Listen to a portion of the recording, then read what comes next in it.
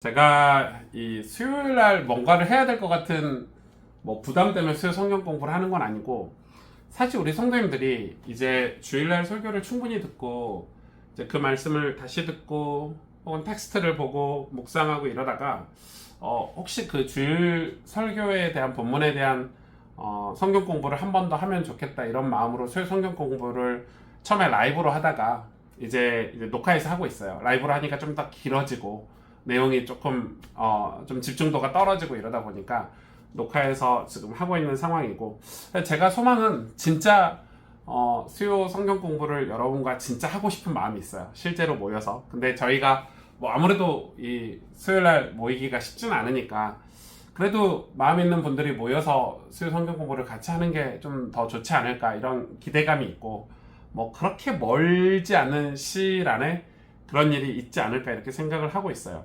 저는 신앙생활은 물리적인 거라고 생각해요. 그러니까 행함이죠, 행함. 그러니까 행함이 율법적인 행함 뭐 이런 잘못된 의미로 행함이 많이 갖고 있는데, 여러분 우리 기도도 그렇잖아요. 기도를 해야지 아무리 기도해야지 생각해도 실제 엎드려서 기도하는 시간이 있는 사람은 변화가 되거든요. 하나님의 기름 부으심은, 성령의 기름 부으심은 실제로 엎드려서 그 은혜를, 기름 부음을 받고자 사모하는 자에게 주어지는 거지, 아무리 기름 부음을 원하고 바라고 다 이해하고 깨닫고 뭐 다 알아, 뭐 지식이 다 알아, 그런데 기도 안 하는 사람에게 줄 수는 없는 거거든요. 그리고 여러분 뭐 요즘 목회자들을 제가 이렇게 평가할 수는 없지만, 저를 봐도 제가 그 과거에 뭐 복음이 전부다 이렇게 말하고 다녔을 때 제가 알고 있는 복음이 얼마나 무식한 복음이었는지, 이제 성경을 제대로 모르고 그리고 기도를 제대로 하지 않으니까 그 깨달음이 한계가 있는 거죠. 그러니까 요즘 저는 그렇게 생각을 해요. 이 목회자들이 너무 그 AI 시대이기도 하고 또 SNS나 이런 게 되게 발달했기 때문에 뭐 인터넷으로 찾아보면 다 할 수 있죠. 다 할 수 있죠. 뭐 요즘은 그 뭐 AI에서 다 알려주잖아요.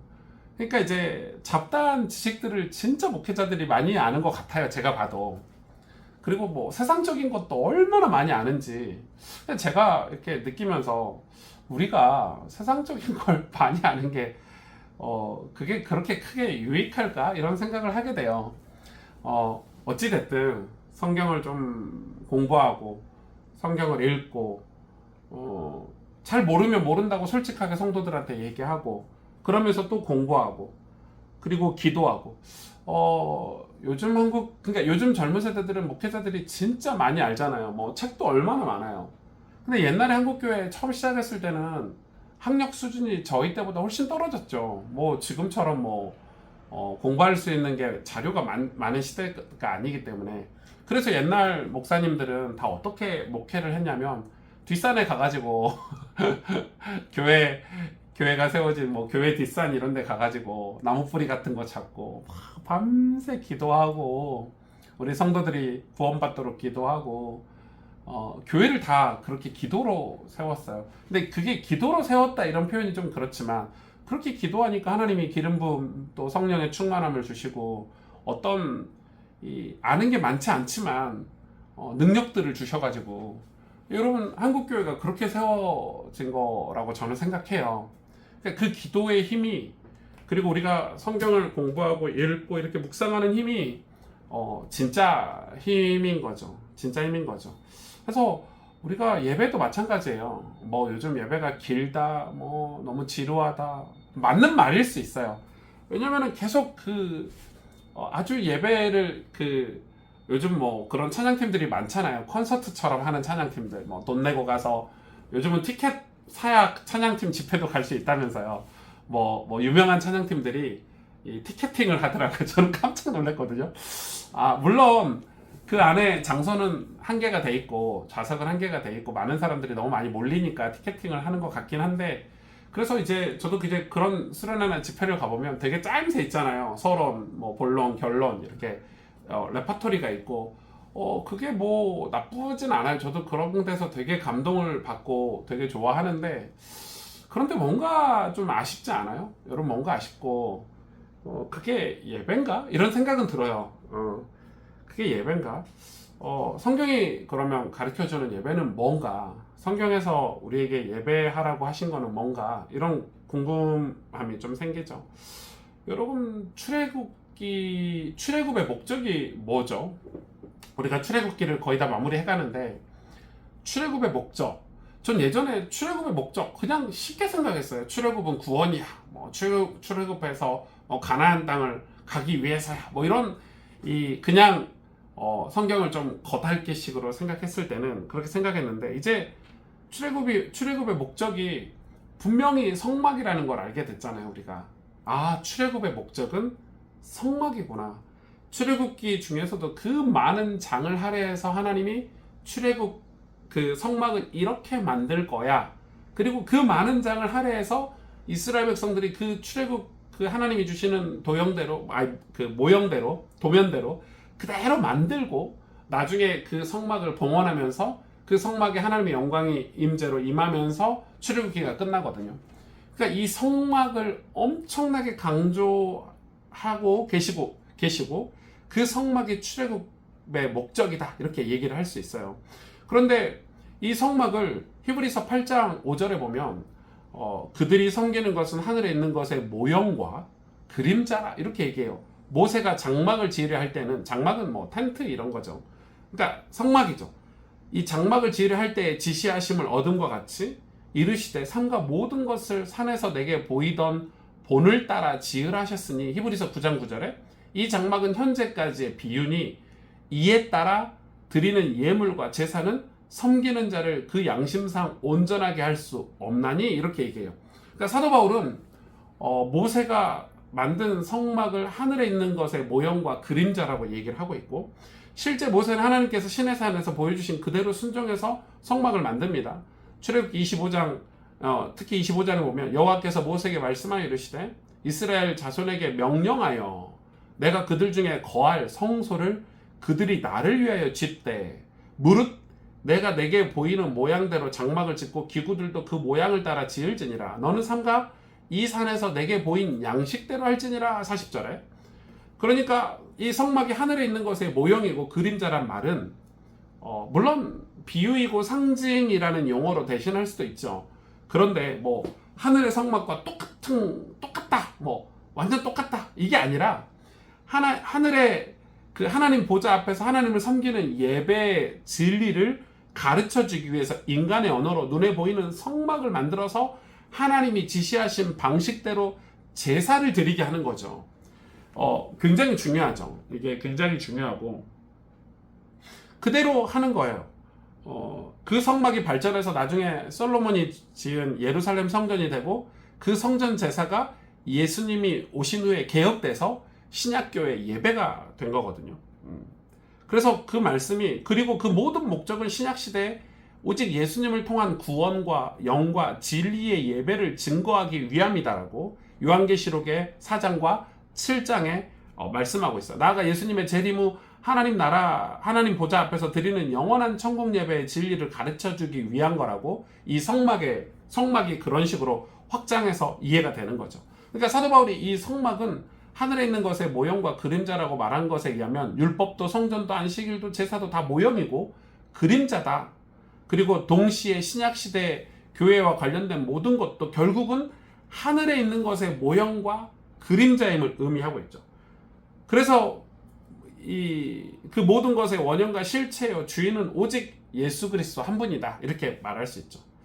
그런 의미에서 히브리서가 예수님을 천사보다 모세보다 아론보다 율법보다 뛰어나고 위대하신 분임을 강조하고 있는 거죠. 그래서 이 출애굽기 설교할 때 히브리서 말씀을 놓쳐서는 안 되고, 제가 오늘 다른 얘기도 할 게 되게 많은데 길게 할 수는 없고, 이 성막의 7대 기구가 중요한데 다 예수님을 상징하는 거죠. 7대 기구.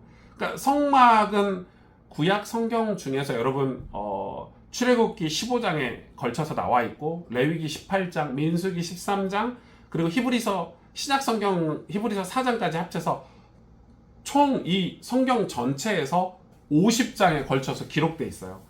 그만큼 성경에서 성막이 차지하는 비중이 크고, 이 성막이 도대체 뭘 가리키고 있냐, 지금 뭘 얘기하고 있냐 이거죠. 여러분, 하나님이 이스라엘 백성을 노예에서 출애굽해서 성막을 짓게 해서 성막을 짓는 이유에 대해서 분명히 말씀하셨죠. 내가 너희 중에 함께 하기 위해서. 그러니까 하나님이 우리 가운데 함께 하기 위해서 하나님이 직접 집을 우리에게 설계도로 지으라고 명령하셨고, 이스라엘 백성이 손수 그 집을 직접 지었잖아요. 우리가 교회를 짓고 예배를 만들어서 우리가 예배를 드릴 때 하나님이 우리와 함께 하시는 것처럼, 우리 이스라엘 백성 중심의 한 가운데 성막을 지어서 하나님이 그들과 함께 하시는 건데, 그 안에 이 7가지 기구가 되게 중요한데, 복습 차원에서 한번 볼까요? 제일 중요한 게 동쪽의 출입문이죠. 이 동쪽의 출입문은 구원의 문이라고도 하는데 완전 예수 그리스도의 모형이죠.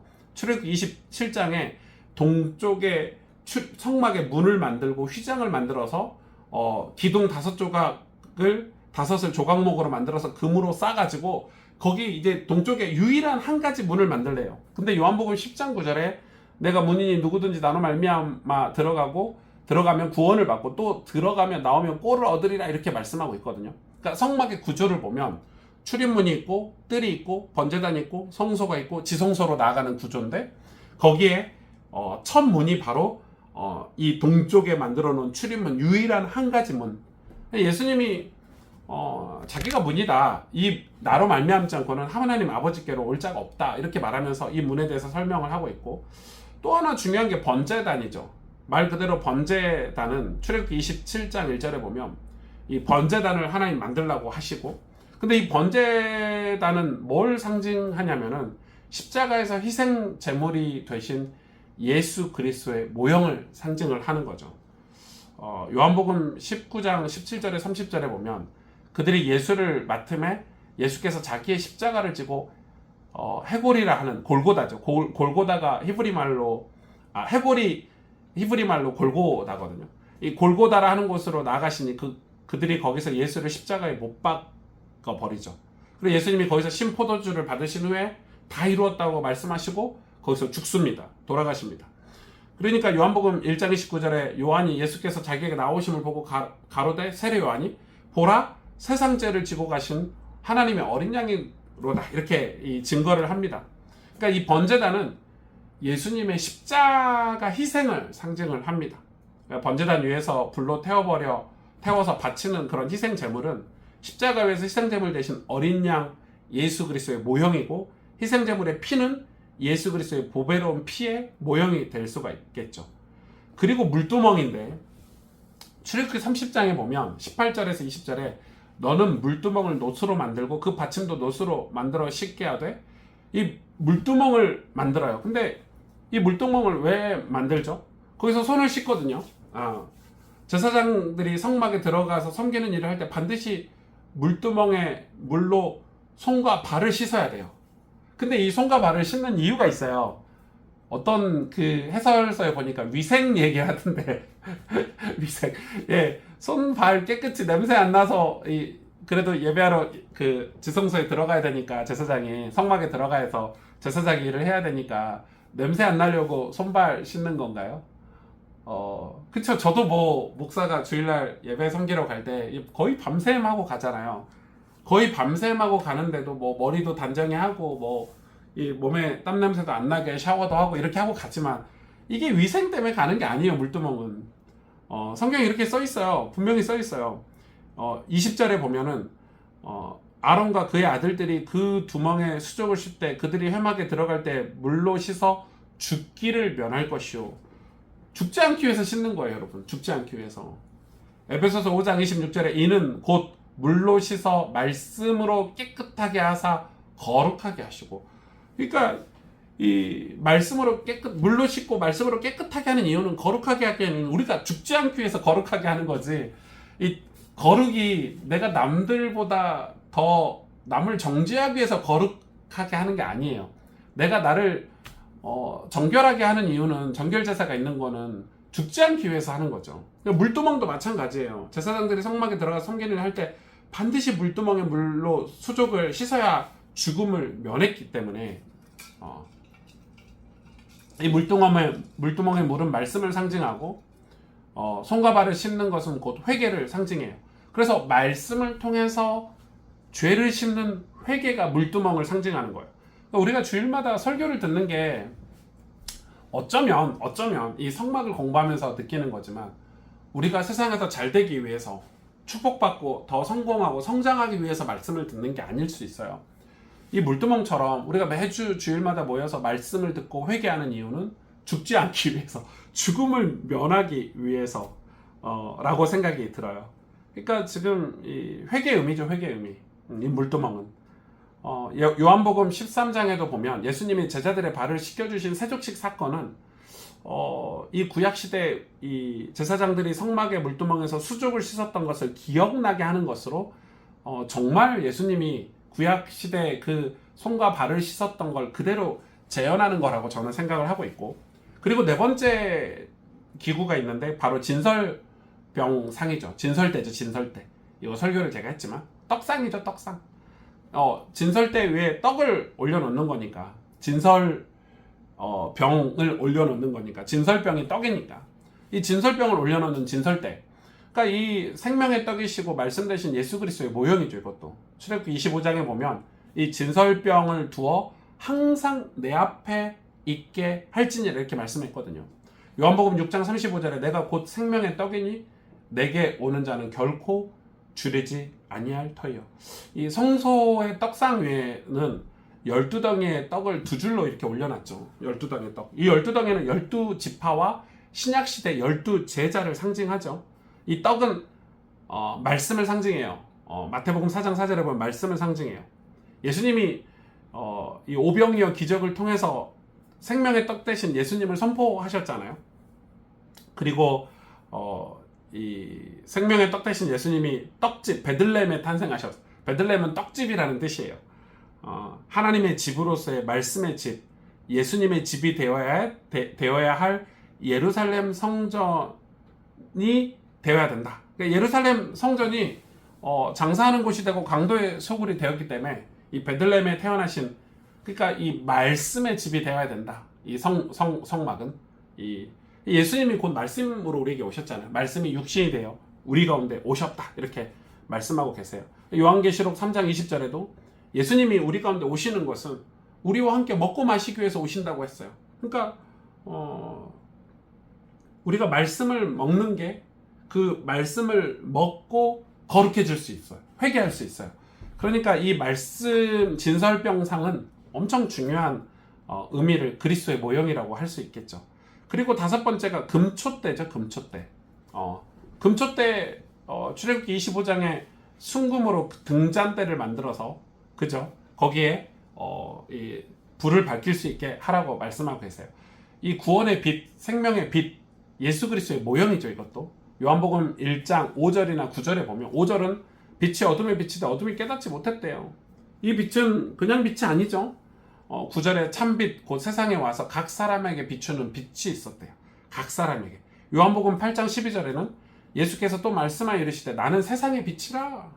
나를 따르는 자는 어둠에 다니지 아니하고 생명의 빛을 얻으리. 이거 형광등 빛, 태양빛 아니죠. 네, 예수님 빛, 생명의 빛. 요한계시록 2장 1절에는 오른손에 7 별을 붙잡고 7 금촛대 사이를 다니시는 이가 가라사대. 성소의 금촛대는 7개 등잔 줄기, 가지로 구성되어 있는데 이 줄기를 중심으로 하여 6개의 가지가 금촛대를 형성을 하고 있어요. 그러니까 가운데 이 촛대가 있고 양쪽에 6개가 이렇게 나 있는 거죠. 성소를 밝히는 촛대의 빛은 이 죄악 세상에 참빛으로 오신 예수 그리스도의 모형을 얘기해요. 예수님이 구원의 빛이고 생명의 빛이다. 어두운 죄악 세상을 밝히는 참 빛이다. 이렇게 얘기하고 있죠. 그리고 마지막 때 요한계시록에도 보면 마지막 때 교회와 성도의 신앙의 궁극적인 목적은 교회가 된다는 거예요. 이 촛대인, 이 금촛대인 교회가 되라는 거죠. 그리고 요한계시록 21장 1절에도 한 해에 옷 입은 여자 신앙이 되라는 거예요. 한 해를 옷 입은 여자 신앙. 그러니까 요한계시록의 7 금초 때는 마지막 때 예수님께서 붙잡아 주시고 보호해 주시는 참 교회를 상징하고, 해로 옷을 입은 여자는 예수 그리스도의 빛으로 덧입고 빛의 갑옷으로 무장하고 빛나고 깨끗한 세마포 옷을 입어서 신부로 단장한 참 교회의 신앙을 얘기한단 말이에요. 네, 이것도 나중에 기회가 되면. 그래서 하늘나라에는 등불과 햇빛이 필요가 없죠. 왜냐하면 참빛 대신 삼위일체 하나님이 영원토록 비치고 계시기 때문에 천국에는 이런 태양빛, 이런 세상 빛이 필요가 없어요. 왜냐하면 거기는 하나님 자체가 빛이시기 때문에. 그리고 6번째는 금향로, 분향단이라고 하는 금향로죠. 분향단. 이 출애굽기 30장에 보면 너는 분향할 제단을 만들지니 곧 조각못으로 만들되, 이렇게 쭉 해서 분향할 제단을 만드는데, 여기에 한번 볼까요? 출애굽기 30장에 보면 분향할 제단을 만들려고 이렇게 하셨는데, 여기에 분향할 제단을 만들고 향로, 그러니까 분향단을 만들라는 거죠. 분향단. 이 분향단은 주로 이제 예수 그리스도를 상징하는데, 예수 그리스도의 중보적 기도를 상징하죠. 예수님이 우리를 위해서 기도하신다. 예수님이 공생의 사역 기간 동안 모든 기도와 십자가상의 중보 기도의 모형을 상징하고 계시고, 실제로 히브리서 7장 25절에 예수님은 지금도 우리를 위해서 기도하고 계신다, 강구하고 계신다 라고 얘기하고 있어요. 누가복음 23장 34절에 이에 예수께서 이르시되 아버지 저들의 죄를 사하여 주시옵소서, 자기들이 하는 것을 알지 못함이니이다, 이렇게 기도하고 있죠. 그래서 이 분향단은 이제 뭘 태워서 향으로 하나님께 올려드리는 걸 말하는데, 이 나답과 아비후가 하나님이 지시하신 불이 아닌 다른 불로 분향하다가 불사름당한 사건이 있었죠. 그러니까 하나님이 명령하신 이 제물로 태워서 분향을 해야 되는데, 이 나답과 아비후가 그거가 아닌 다른 불로, 다른 걸로 분향하다가 불사름 당했잖아요. 이게 뭘 얘기하냐면 예수 그리스도 아니면 구원받을 수 없다 이거죠. 예수 그리스도가 죽고 부활하셔야지만이 우리가 살 수 있다. 그리고 예수님을 태워서 드리는 그 향만, 그 분향만 하나님이 받으신다, 이렇게 얘기하는 거예요. 그러니까 다른 걸로는 우리가 구원받을 수 없다는 거. 요한계시록 5장 8절에도 예수님이 책을 취하심에 내 생물과 24 장로들이 어린 양 앞에, 예수님이죠, 어린 양 앞에 엎드려 각각 검은 거와 향이 가득한 금대접을 가졌으니 이 향은 성도들의 기도다, 이렇게 얘기하고 있어요. 그러니까 이제 성도들도 이제 우리가 기도하면 이게 이제 금대접의 이 향이 돼서 하나님께 상달이 된다, 이런 표현을 쓴 거죠. 요한계시록 8장 3절 4절에도 다른 천사가 와서 제단 곁에서 서서 금향로를 가지고 많은 향을 받았으니 이는 모든 성도의 기도들과 합하여 보좌 앞 금단에 드리고자 함이라. 향연이 성도의 기도와 함께 천사의 손으로부터 하나님 앞에 올라가는지라, 이렇게 얘기를 하고 있어요. 그러니까 요한계시록의 금향로에 담긴 이 많은 향을 성도들의 기도라고 말씀하신 근거가 바로 금향로, 분향단이죠. 분향단을 성도의 기도로 적용을 한 거죠. 그러니까 예수님의 이름으로, 예수님의 이름을 통해서 하나님께 드리는 성도들의 기도의 모형을 말하는 거예요. 그러니까 이 분향단도 마찬가지죠. 성막에서 얼마나 많은 믿음의 사람들이 재물을 태워가지고 하나님 앞에 기도하고 간구하고 도움을 구하겠어요. 이 분향단은 그래서 예수님의 중보적 기도로 해석을 하고 있고, 나중에는 성도들의 기도로까지 적용할 수 있지만, 예수님의 기도와 이 성도들의 기도는 조금 구분을 해야 되겠죠. 구분을 해야 되겠지만 우리 성도들이 기도에서 응답받는 게 아니죠. 하나님이 우리 성도들의 기도는 간구로 들으시지만 예수님의 기도는 우리를 구원하시고자 하시는 온전한 중보 기도니까. 그래서 중보라는 단어를 이 성도들의 하는 기도에 잘 쓰지 않는 게 더 좋지 않겠나, 이런 생각을 하고, 아무튼 이 분향은 엄청 중요한 예수 그리스도의 중보적 기도의 모형이다.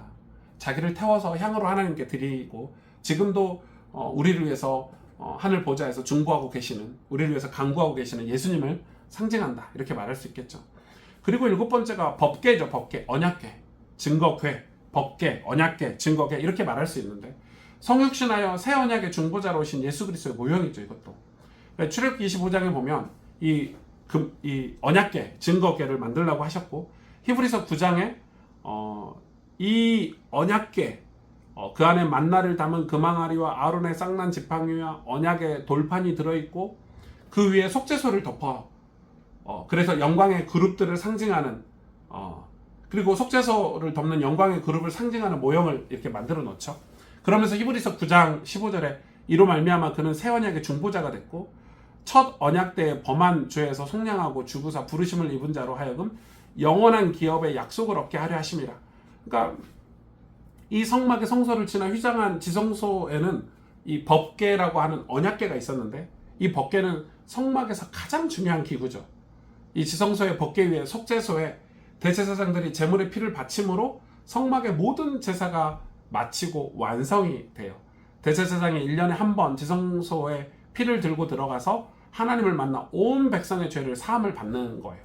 그러니까 성막이 교회의 모형이라면, 천국의 모형이라면 법궤는 이제 완전히 예수 그리스도를 상징하는, 리얼하게 상징하는 예수 그리스도의 모형이라고 할 수 있는 거죠. 빌립보서 2장 6절에서 8절에 보면 그는 근본 하나님의 본체시나 하나님과 동등됨을 취할 것으로 여기지 아니하시고 오히려 자기를 비워 종의 형체를 가지사 사람들과 같이 되셨고 사람의 모양으로 나타나사 자기를 낮추시고 죽기까지 복종하셨으니 곧 십자가에 죽으심이라 그렇게 얘기해요.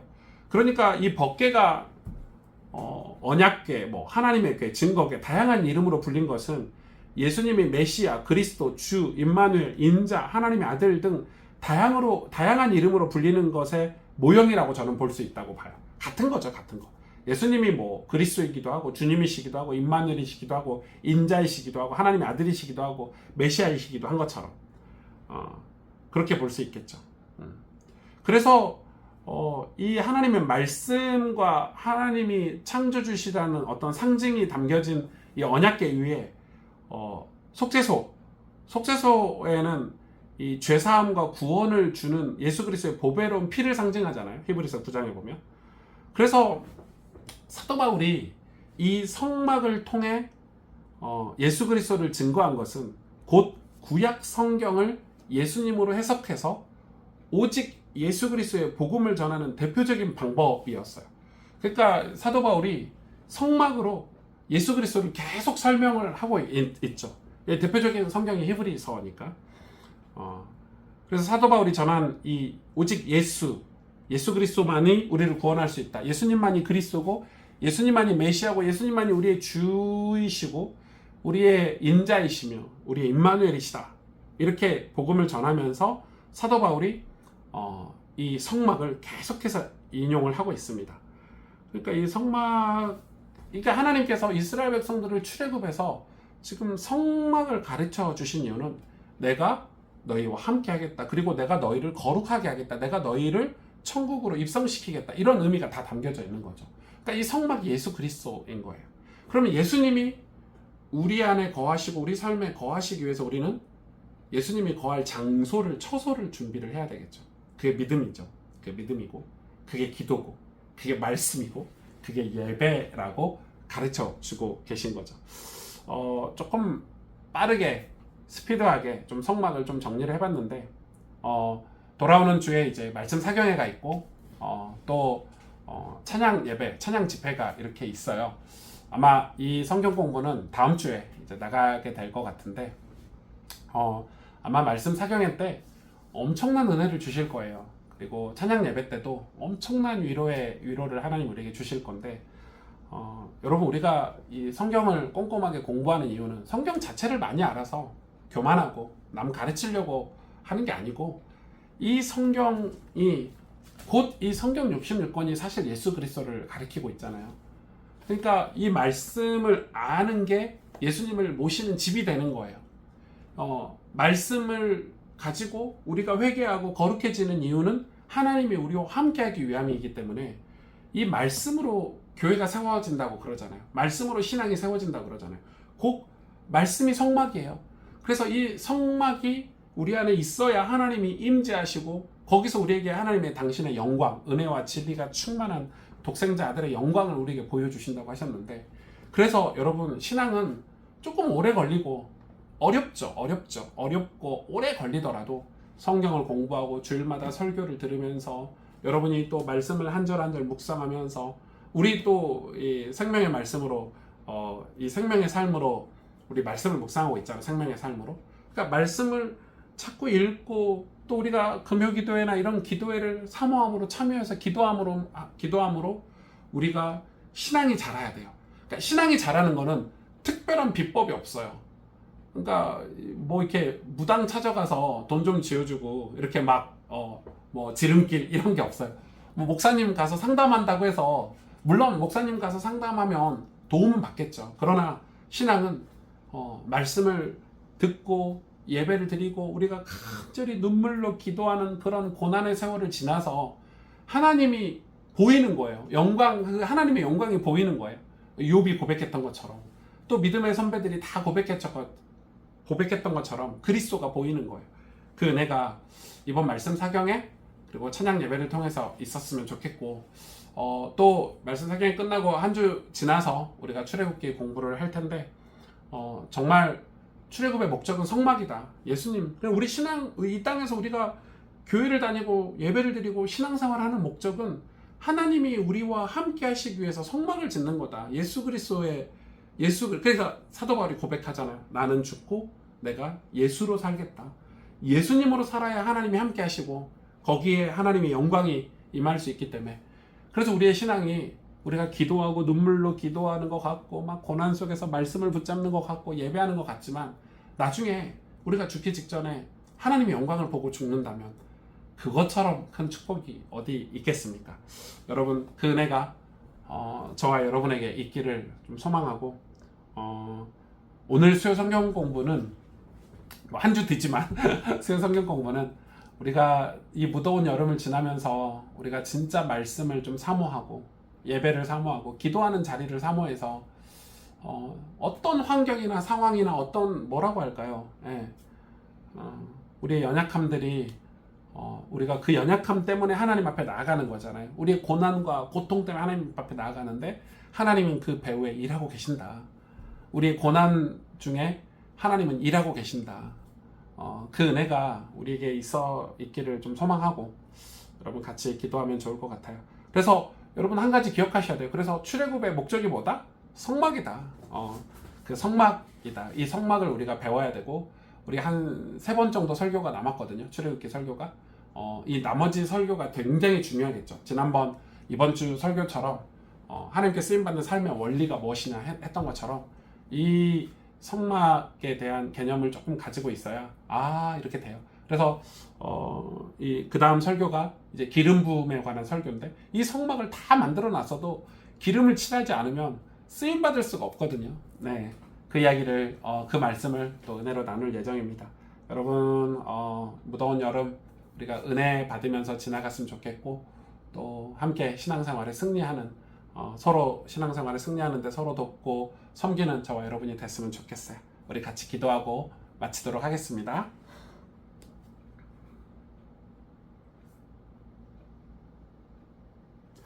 하나님 감사합니다. 함께 수요 성경 공부에 참여한 우리 모든 성도님들에게 정말로 예수 그리스도로 충만하게 하시고 예수로 말미암아 하나님 아버지께 나아가는 은혜가 있게 도와주세요. 감사하며 예수님의 이름으로 기도하였습니다. 아멘.